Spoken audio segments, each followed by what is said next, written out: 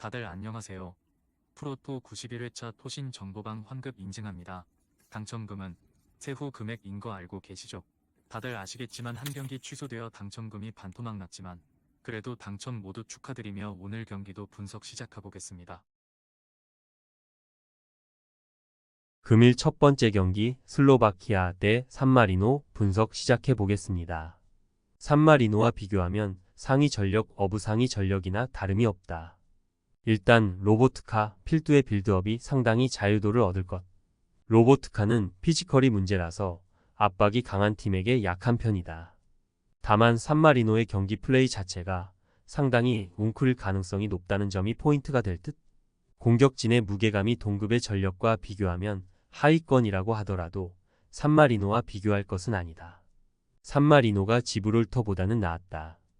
5실점 이상의 골 허용 기록은 없었는데 그럼에도 20골이 넘는 실점을 면하지 못했던 것은 사실.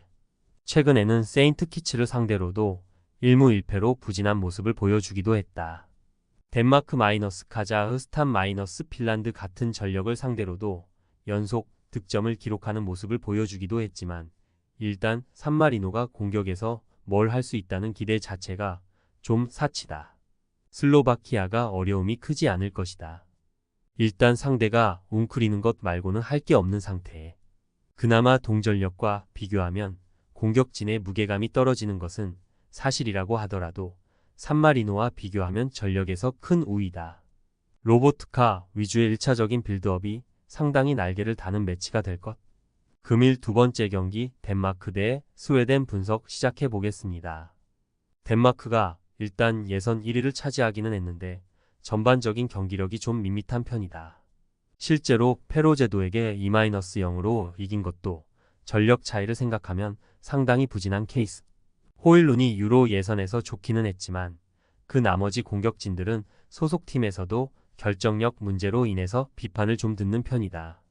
키에르 마이너스 에릭센 같은 주요 선수들도 나이가 있어 기동성을 살려서 플레이를 하는 것도 어려운 것이 사실. 스웨덴은 아예 예선에서 탈락하고 말았다. 그래도 하위 전력인 에스토니아 같은 팀을 상대로는 잘한 편이지만 여기도 클루세프스키가 템포를 잡아먹는 등 가지고 있는 단점은 템포라고 할 수 있겠다.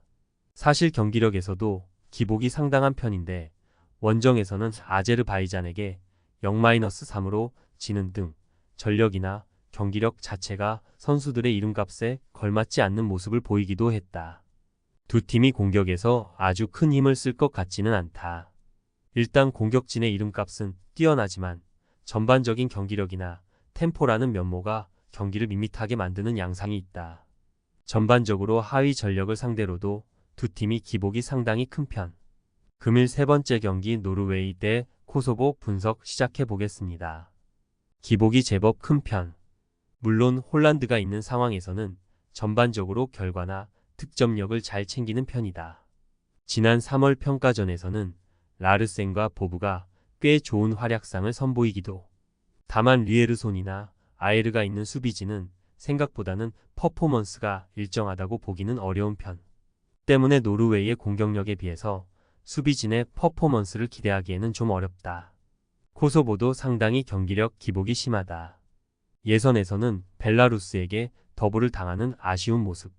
특히 후반에 실점하는 비중이 매우 높아서 결정적인 상황에서 약하다. 물론 무리키의 한 방으로 어느 정도 가능성을 보여준 점은 인정해야 하나 올 시즌 무리키는 부상에 시달린 시간도 길었고 결정력도 올 시즌에는 일정했다고 보긴 어렵다. 노르웨이가 승리를 기록할 듯하다. 일단 수비진의 안정성에서 노르웨이도 높은 평가를 해주기는 어렵다. 그래도 홀란드가 있는 공격진이 활약하는 상황에서는 경기 결과를 잘 뽑아내는 편이고 코소보도 후반에 실점이 나오면서 약한 면모를 자주 드러내는 편. 노르웨이가 공격력으로 눌러버리는 양상을 보여줄 수 있을 것으로 본다. 금일 네 번째 경기 벨기에 대 몬테네그로 분석 시작해 보겠습니다. 체급에서는 당연히 벨기에가 앞선다. 유로 예선에서도 무패로 1위를 차지하는 모습. 다만 22골 중 14골을 루카쿠가 몰아서 넣는 등 전반적인 원맨팀 양상을 돌파하는 것에는 아직 한계가 있다. 벨기에가 아일랜드와 0-0으로 비긴 것도 실망스러웠고 전반적으로 아제르바이잔을 5-0으로 대파한 것 이외에는 공격에서 뚜렷한 모습을 잘 보여주지 못하고 있는 것도 사실이다. 몬테네그로의 경우는 요베티치의 지휘와 무고사의 마무리가 주 패턴. 다만 막판 리투아니아에게 2-0으로 이긴 경기를 제외하면 전반적으로 경쟁해야 할 팀들을 상대로는 부진한 모습이 강하다. 그나마 수비적으로 안정세를 보이는 경우도 있기는 했는데 이 평가전을 앞두고는 마루시치의 부상과 사비치의 명단 제외 등 수비진의 다소 변화가 큰 모습이다. 벨기에가 승리를 거둘 듯. 전반적으로는 몬테네그로가 체급 차이가 나는 팀을 상대로는 부진한 모습을 보여주고 있다. 다만 루카쿠에게 공격에서의 많은 비중을 두는 벨기에의 특성상 핸디캡은 다소 추천하기 어렵고 언더 2.5 정도는 건드려 볼 만하다. 금일 5번째 경기 프랑스 대 룩셈부르크 분석 시작해 보겠습니다. 지난 3월에는 독일에게 지거나 칠레에게 3-2 진땀승을 기록했다. 그리즈만이 없던 것이 상당히 공백이 컸던 듯한 상태. 일단 중원에서의 밸런스나 전개를 그리즈만이 전담하고 있고 3월에는 그리즈만이 부상 때문에 없었던 점이 상당히 컸다고 볼 수 있겠다. 그래도 그리즈만 없이도 3골을 기록한 점은 상당히 인상적이기는 했고 현재는 그리즈만이 엔트리에 돌아온 모습이다. 조지아에게 지면서 플레이오프에서 좀 허무하게 탈락. 사실 예선에서도 전력이 많이 올라온 모습을 보여주기도 했지만 전력이 전성기에 비해서 많이 떨어진 아이슬란드나 보스니아 정도를 제외하면 확실히 압도한 경기는 많이 없었다. 특히 포르투갈에게는 9골을 허용하고 지는 등 아직은 유럽 상위 레벨 팀들과의 대결에서는 한계를 보이기도 했다. 프랑스가 승리를 거둘 것. 일단 그리즈만이 돌아온 상황에서는 3월보다는 더 나은 면모를 보여줄 것으로 보인다. 룩셈부르크가 나름 예선에서는 수비 능력이나 경기력이 괜찮았지만 그래도 포르투갈에게 0-9로 대패를 기록하는 등 아직 유럽 상위 레벨 팀과의 매치에서는 한계를 드러내는 면모가 강했다. 금일 6번째 경기 스페인 대 안도라 분석 시작해 보겠습니다.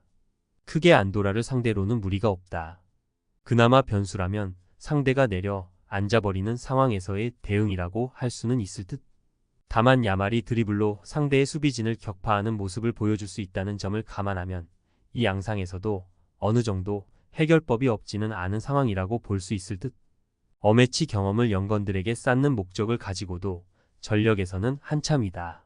안도라가 예선에서는 어느 정도 스위스나 이스라엘에게 석패하는 등 꽤 괜찮은 모습을 보여주기도 했다. 다만 조 편성 자체가 스위스가 티오피시드였을 정도로 무난했고 이 조에서도 점점 갈수록 경기력이 안 좋아졌다는 점이 이스라엘을 상대로는 리벤지 매치에서 0-3으로 다시 패했고 코소보를 상대로도 0-4로 패배하는 모습이었다. 스페인이 무난하게 이길 듯. 텐백 돌파라는 숙제도 야말의 드리블 능력으로 어느 정도 실마리를 잡을 수 있는 상황이다.